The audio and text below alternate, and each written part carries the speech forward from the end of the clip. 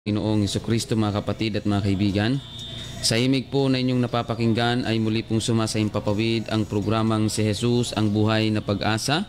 Sa pangalan po ng atin pong pastor, ako po ang inyong lingkod, Pastor Alfred Generalo ng United Pentecostal Church Matnog, na inyo pong makakapiling ngayon sa pag-aaral ng mga salita ng atin pong Panginoon. Pagbati po sa lahat ng atin pong mga taga-subaybay, kayo po ay nakikinig sa himpilan ng New Gen FM 100.7.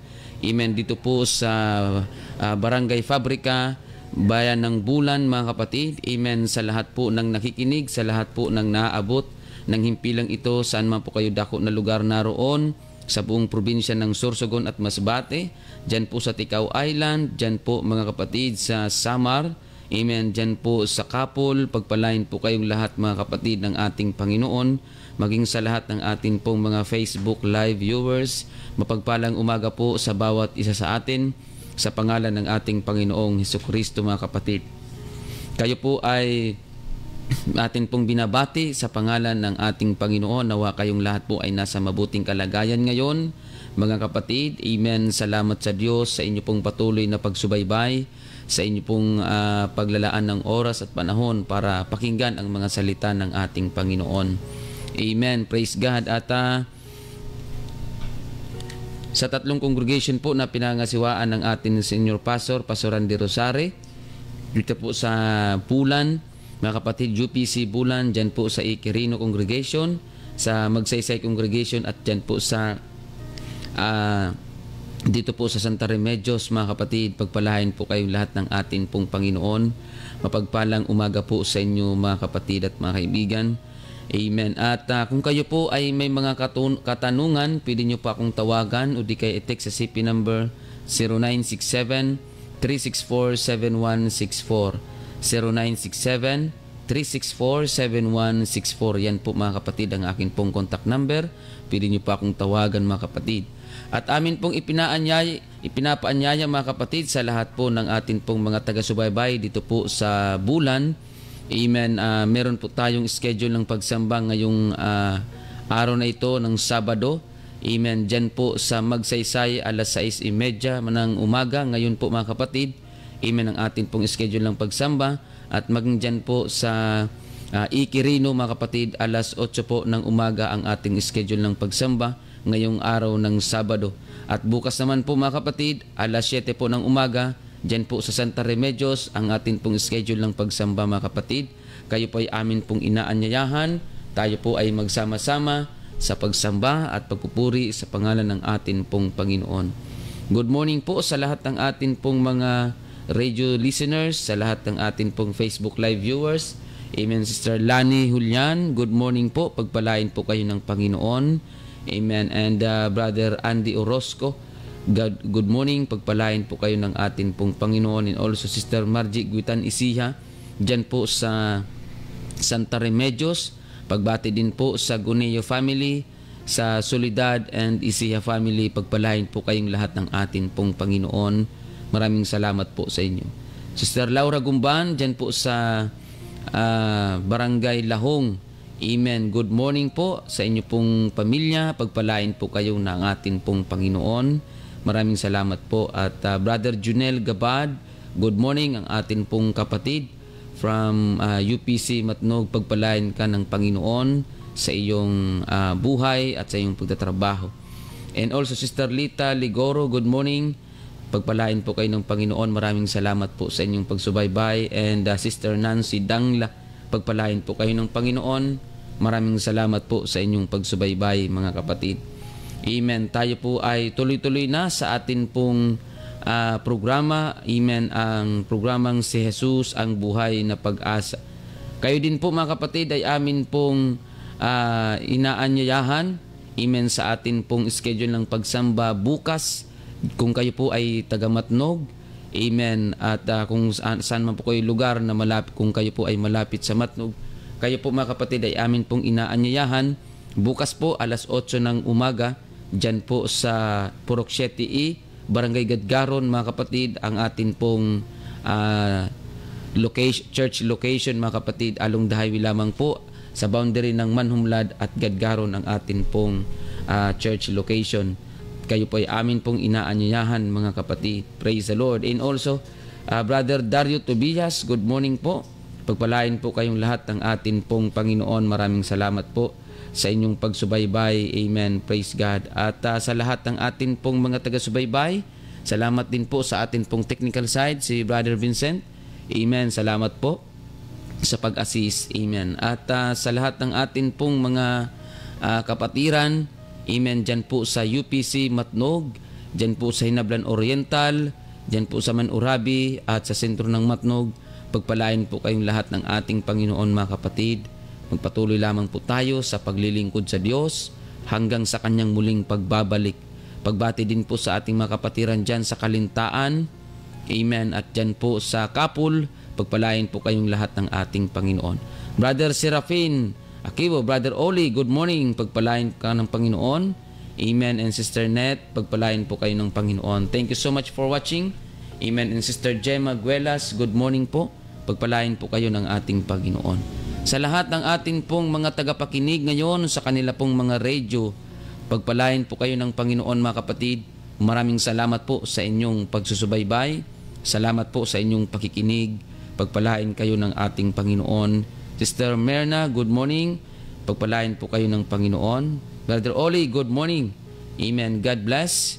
Praise God. Thank you so much for watching. Amen. At sa pagkakataong ito, tayo po ay magpapatuloy sa pag-aaral ng mga salita ng Panginoon. Ngunit bago po yan, mga kapatid, tayo po muna ay manalangin sa Panginoon mga kapatid. Hilingin po natin sa Diyos ang kanyang gabay at patnubay sa atin pong pagtatalakay mga kapatid. Praise the Lord. Amen. Sabayan niyo po ako sa atin pong pananalangin. Amen. Dakila at makapangyarihang Diyos, aming Panginoong Jesucristo, maraming salamat po sa magandang umaga na iyong ipinagkaloob sa amin.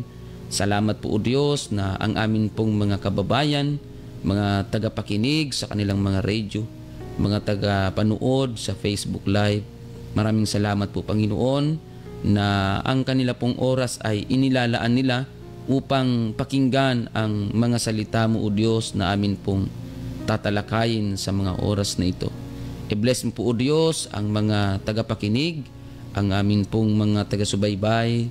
Amen. Katagpuin mo po o Diyos ang kanilang mga pangangailangan espiritual, pisikal at pinansyal, Panginoon. Ikaw po ang nakakakita at nakakaalam ng kanilang mga pangangailangan. Lord, I pray for abundant blessings and prosperity sa lahat ng mga masugid namin taga-subaybay na kahit meron silang mga gampanin ay pansamantala nilang isinasantabi upang pakinggan ang iyong mga salita namin pong tinatalakay sa programang ito. Maraming salamat po o Diyos, aming Panginoong Jesucristo. Ito po ang aming samot dalangin. Mangusap ka po o Diyos sa bawat isa sa amin. Tulungan mo kaming maunawaan at maintindihan ang mga salita mong aming mapag-aaralan. To God be the glory. In Jesus' name we pray. Amen and amen.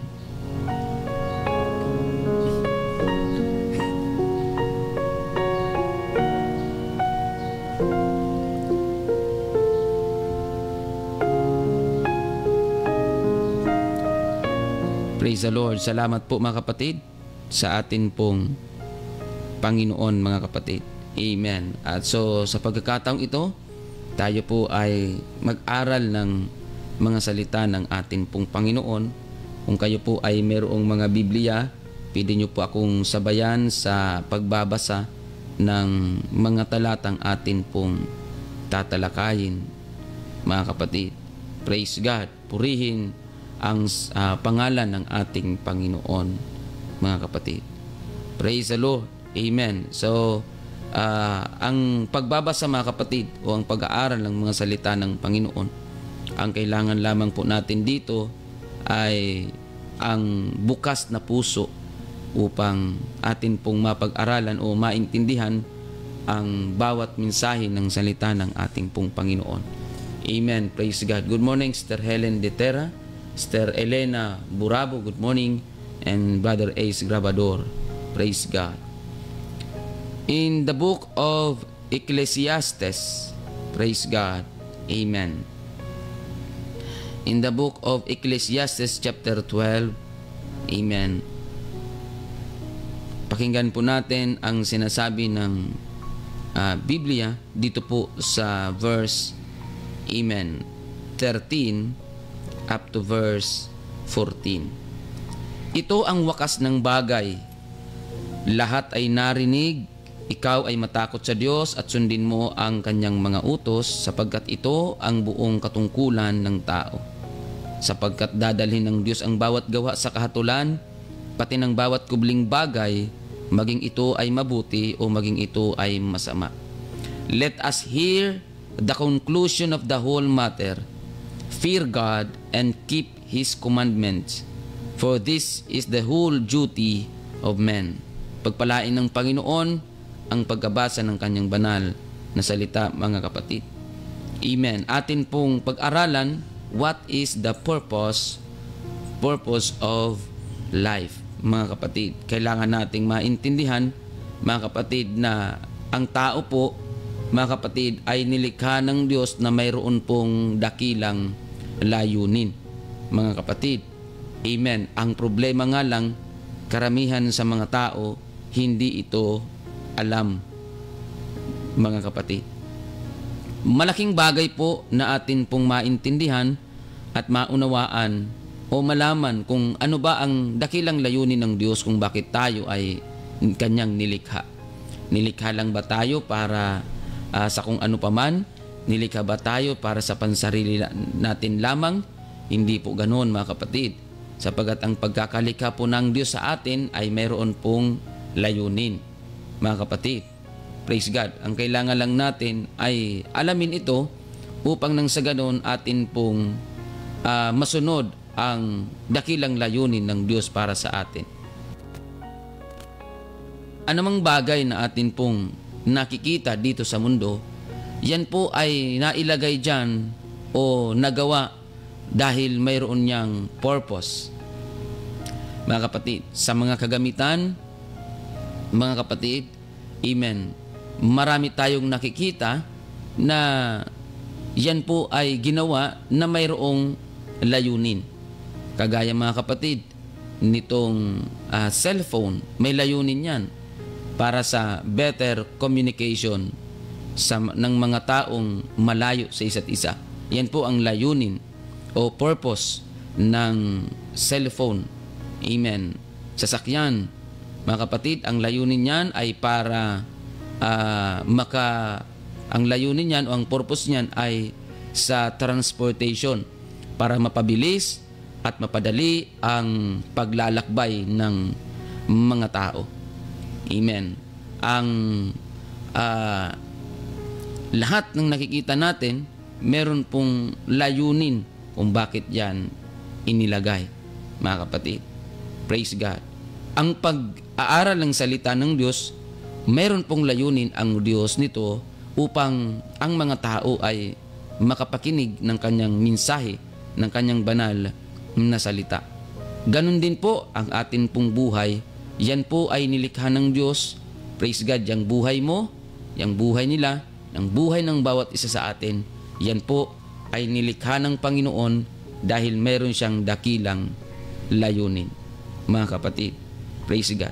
Anumang bagay na nakikita natin, pag hindi na-serve ang purpose, mga kapatid, amen, hindi, kumbaga, nawawalan po ng saysay, nawawala ang halaga ng isang bagay kung ito po ay hindi nagagamit sa tamang paggamit at tamang layunin o purpose sa bagay, mga kapatid, na ito.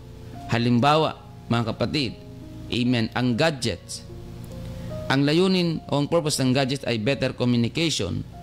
Kapag yan po ay kinalso mo sa sasakyan, mga kapatid, mawawalang kahit gaano kaganda niyan, kahit gaano katibay o kahit gaano kamahal niyan, kapag ginamit yan sa maling paraan, kapag ginamit yan sa maling paggamit, nawawalan po ng saysay, nawawalan po ng silbi yung bagay na yan. Ang television, mga kapatid, Amen. May layunin ang Panginoon yan. May layunin po ang gumawa niyan, mga kapatid. Kapag yan po ay ginamit na television, pangdingding, hindi po tamang paggamit yan. Amen. Ang hollow blocks, ginawa yan dahil para pangdingding, mga kapatid, paggawa ng pader. Pero yun lang po talaga yung gamit niya, wala nang iba. Kapag yan ay ginamit sa iba, hindi na po ma-serve o magagampanan yung tamang paggamit niya. So nawawalan ng saysay, nawawalan ng halaga, amen, ang isang bagay kapag yan po ay ginamit sa hindi tamang paggamit. Ganon din po, mga kapatid, ang atin pong buhay. Kapag ang buhay ng tao ay ginamit sa maling paggamit, nawawalan po ng saysay at nawawala ng halaga ang atin pong buhay sa mata ng Diyos. Nabasa natin kanina, mga kapatid, in Ecclesiastes chapter 12 verse 13 to 14, let us hear the conclusion of the whole matter. Fear God and keep His commandments.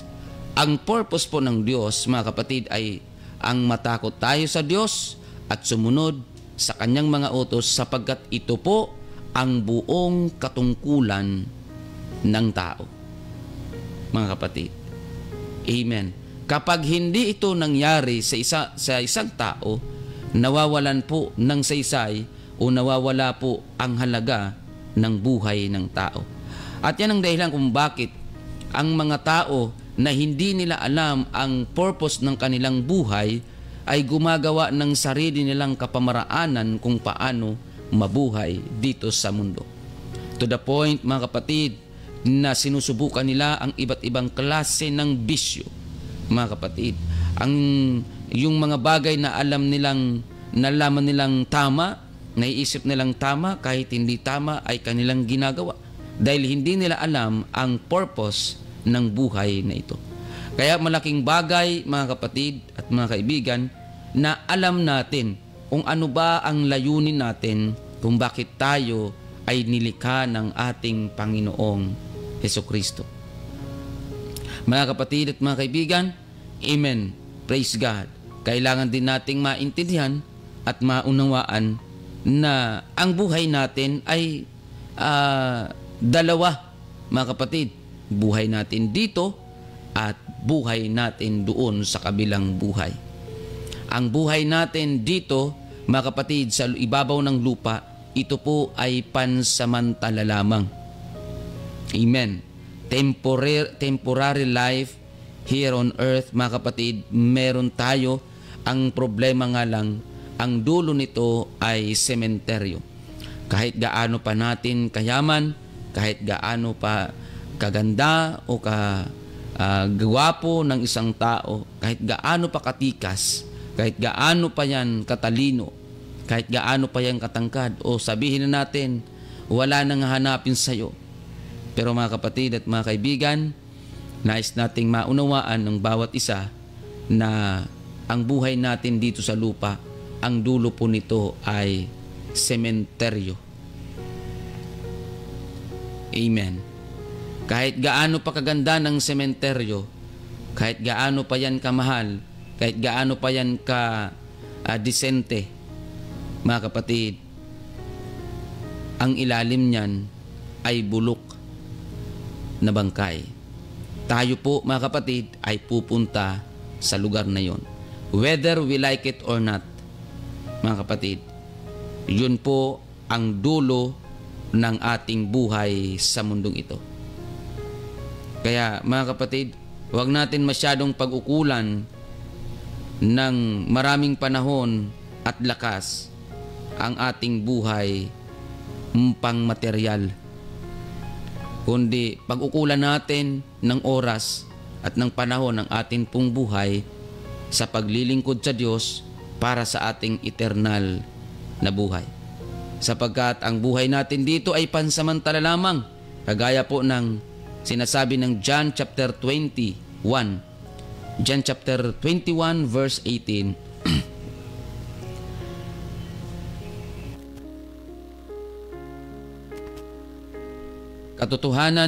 Katotohanan sinasabi ko sa iyo, nang ikaw ay bata pa, ikaw ay nagbibihis at ikaw ay lumalakad kung saan mo ibig. Ngunit pagtanda mo'y iuunat mo ang iyong mga kamay at bibigkisan ka ng iba at dadalhin ka kung saan hindi mo ibig. Mga kapatid, so ang buhay natin nung tayo'y bata pa, yun po ang reality ng buhay natin dito sa mundo.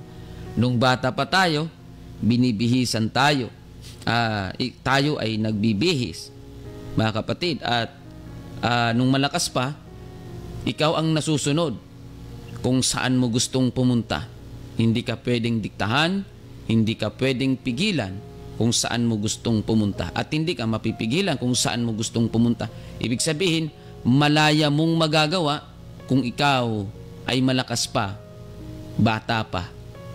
Pero sa pagtanda, mga kapatid, iuunat mo ang iyong mga kamay at ikaw ay bibihisan ng iba at dadalhin ka sa lugar na kung saan hindi mo ibig dahil mahina ka na.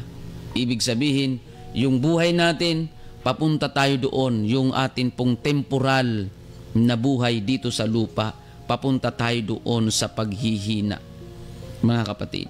Kaya ang sabi ng Ecclesiastes chapter 3, mga kapatid, verse 1, panahon ng kapanganakan, verse 2, panahon ng kamatayan. Sa oras na ikaw ay ipinanganak dito sa mundo, ang susunod na mangyayari sa iyo ay kamatayan. Dahil ang sabi ng Biblia, amen, panahon ng kapanganakan at panahon ng kamatayan. Mga kapatid, kaya kapag ikaw ay naisilang na, ang susunod na mangyayari ay ang kamatayan. Hindi nga lang natin alam kung kailan, hindi natin alam kung paano, at hindi natin alam kung saang lugar tayo dadatnan ng kamatayan. That's the reality, mga kapatid, na kailangan nating tanggapin, kailangan natin pong unawain. Malaking bagay na maunawaan natin ito upang nang sa ganun, hindi tayo makampante. Amen. Praise God. At mabigyan natin ng pagpapahalaga yung buhay natin dito sa lupa. Praise God. The purpose of life. Mga kapatid, sa atin pong mga napag-aralan, kani-kanina lang mga kapatid, amen, doon natin makikita na ang buhay natin ay hindi talaga dito sa lupa. Hindi talaga dito sa lupa yung buhay natin.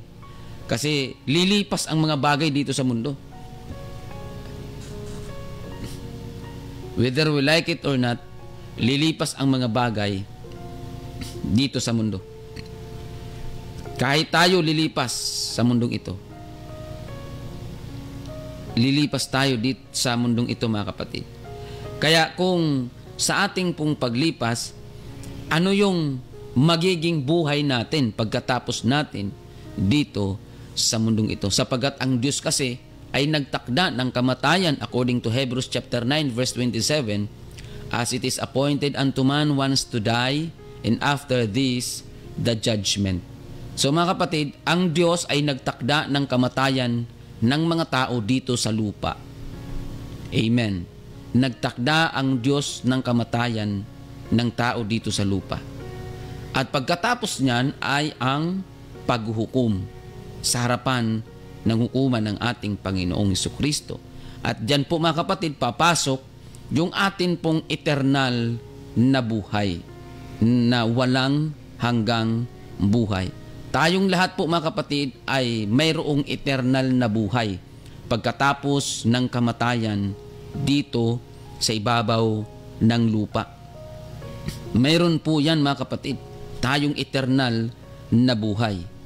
At ang eternal natin na buhay, walang hanggan yan, ay meron pong dalawang lugar na pwedeng puntahan, depende po sa kung ano ang ating ginawa dito sa ibabaw ng lupa nung tayo po ay nabubuhay pa.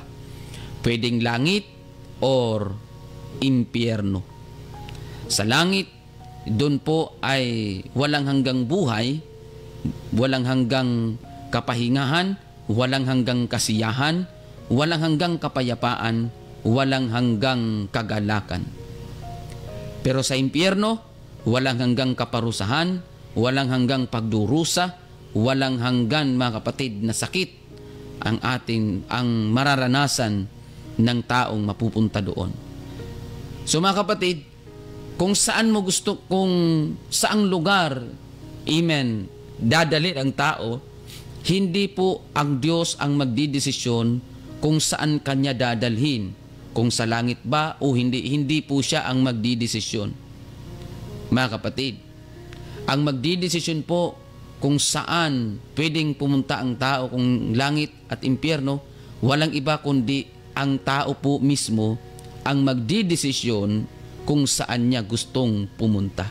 Kaya nga ang Panginoon ay mayroong babala, mga kapatid, even sa Ecclesiastes chapter 12 verse 14, na sapagkat dadalhin ng Diyos ang bawat gawa sa kahatulan, maging mabuti man, maging ang bawat kubling bagay, maging mabuti man o masama. So, lahat ng ginagawa ng tao dito sa lupa ay mayroon pong kinalaman yan kung ano ang magiging eternal nating buhay. Kung ano ang magiging buhay natin pagkatapos natin sa buhay na ito sa ibabaw ng lupa. Kung hindi langit, ay impyerno, mga kapatid. Yan po ay sinasabi ng banal na kasulatan, mga kapatid. Amen. In the book of Mark chapter 12, amen, verse 30, ganito po ang ating mababasa. At ibigin mo ang Panginoon mong Diyos ng buong puso mo, at ng buong kaluluwa mo, at ng buong pag-iisip mo, at ng buong lakas mo. Ang pangalawa ay ito, ibigin mo ang iyong kapwa na gaya ng iyong sarili, walang ibang utos na hihigit sa mga ito. So itong dalawang bagay na ito, ibigin mo ang Panginoon ng buong puso, buong lakas, buong kaluluwa, buong pag-iisip, at ibigin ang kapwa gaya ng iyong pag-ibig sa iyong sarili. So ito yung layunin ng tao, mga kapatid. Amen. Kung bakit tayo ay nilikha ng Panginoon. Hindi tayo kailangan mabuhay para sa sarili lang natin, mga kapatid. Kaya tayo ay nabubuhay, mga kapatid, kailangan natin ang Panginoon. Kaya ang payo ng atin pong Panginoon, ibigin natin ang Panginoon ng buong puso, buong lakas, buong kaluluwa, buong pag-iisip. At ang pangalawa, ibigin natin ang kapwa gaya ng pag-ibig natin sa ating sarili. Sapagat ang dalawang bagay na ito, kapag ito ay ina-apply ng tao, mga kapatid, amen, magagawa niya ang utos ng Panginoon at mapaglilingkuran niya ang Panginoon. Mga kapatid, amen. Kapag inibig mo ang Diyos ng buong puso, buong lakas, buong kaluluwa, buong pag-iisip, amen, hindi mo magagawang magkaroon ng ibang Diyos-Diyosan maliban sa Panginoon. Kapag iniibig mo ang Panginoon, hindi ka gagawa ng kasalanan na alam mong ikagagalit ng Diyos. Kapag iniibig mo ang Panginoon, hindi ka gagawa ng anumang bagay na hindi niya ikatutuwa. Mga kapatid, amen. So, ibig sabihin, kapag iniibig mo ang Panginoon, susunod ka sa utos ng Panginoon.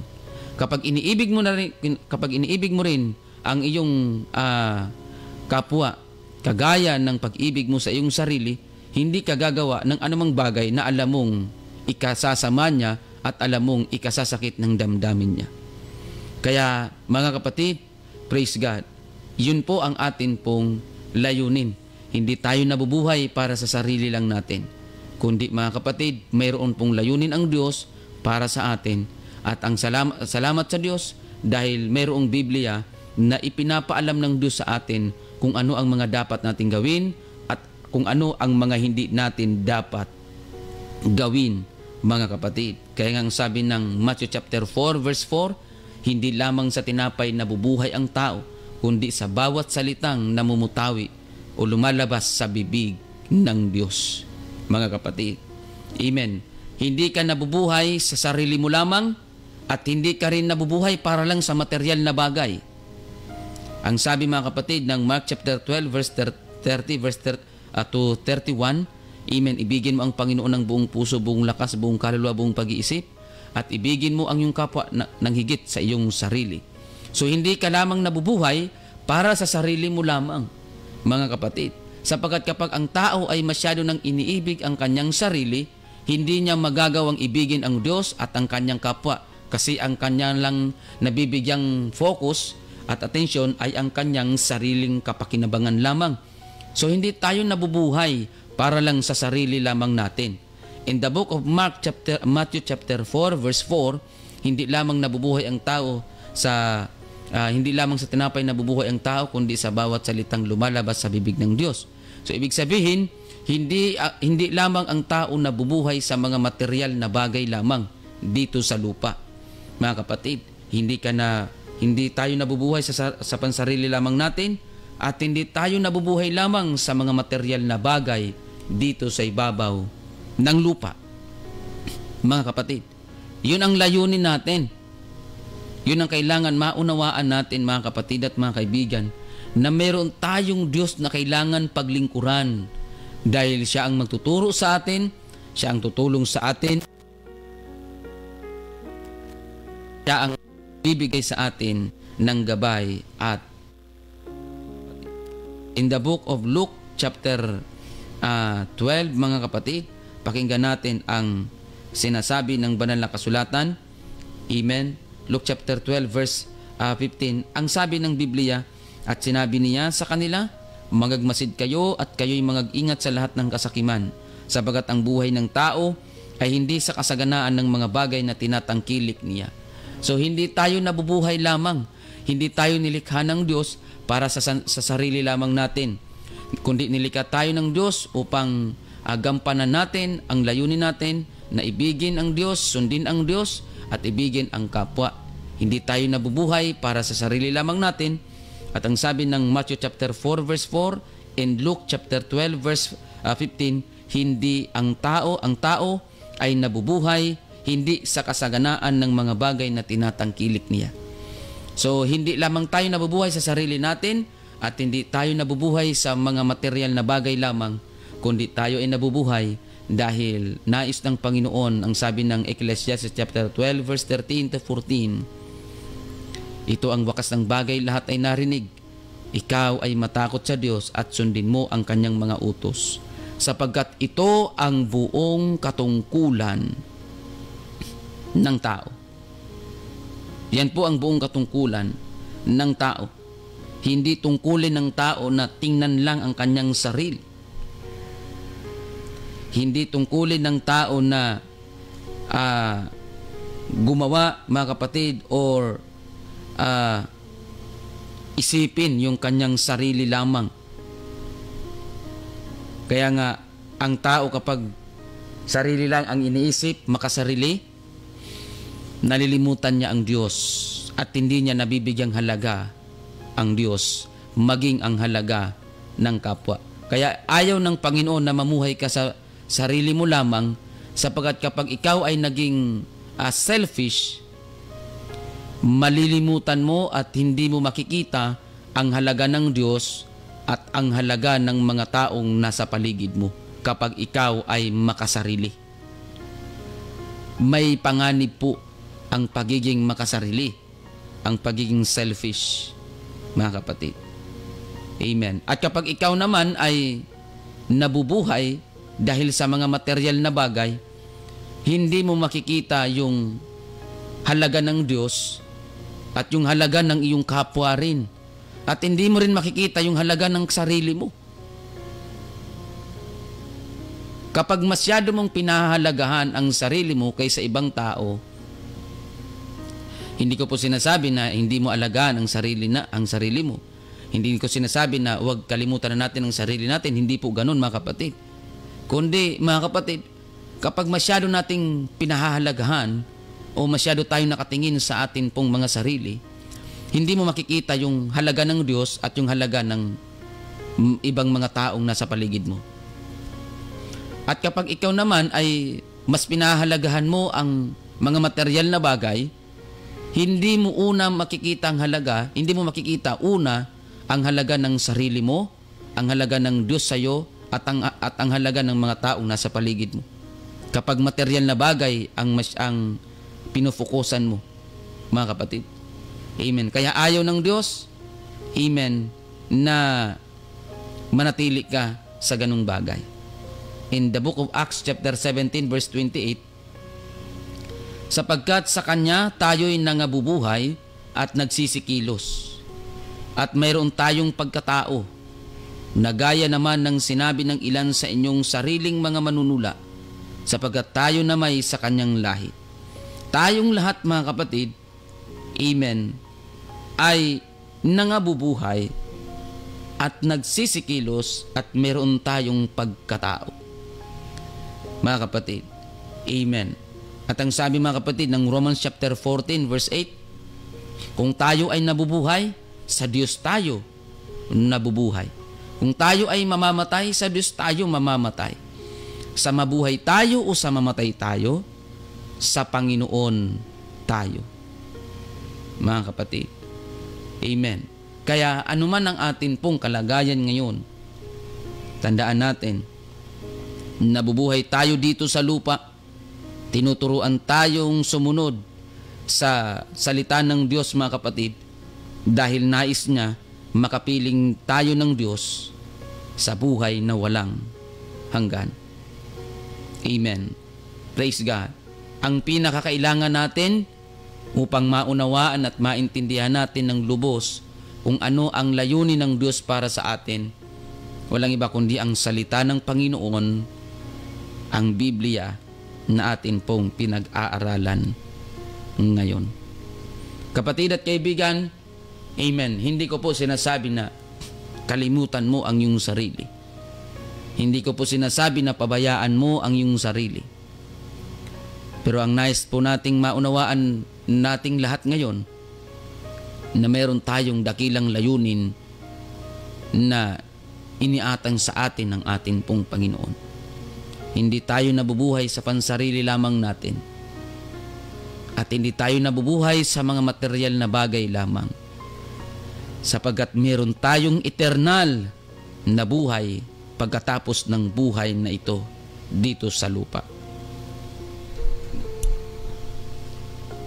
Kapatid at kaibigan, ito po ay paalala ng Diyos sa atin. Huwag nating pabayaan na maging huli ang lahat para ma-realize natin na kailangan natin ang Panginoon sa buhay natin. Matakot tayo sa Diyos at sumunod tayo sa mga ipinag-uutos ng Diyos. Yun po ang kailangan natin.